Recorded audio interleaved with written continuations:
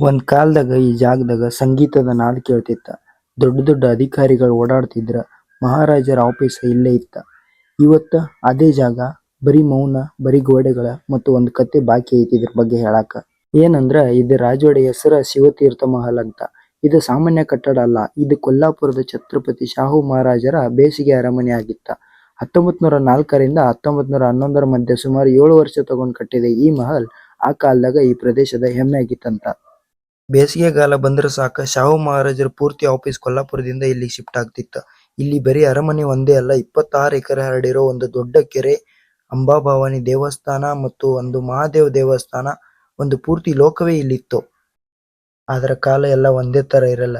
ವರ್ಷ ಕಳೆದಂಗ ನಿರ್ವಹಣೆ ಇಲ್ದೆ ಈ ಭವ್ಯ ಮಹಲ್ ನಿಧಾನಕ್ಕ ಶಿಥಿಲ ಆಗ್ತಾ ಹೋಯ್ತು.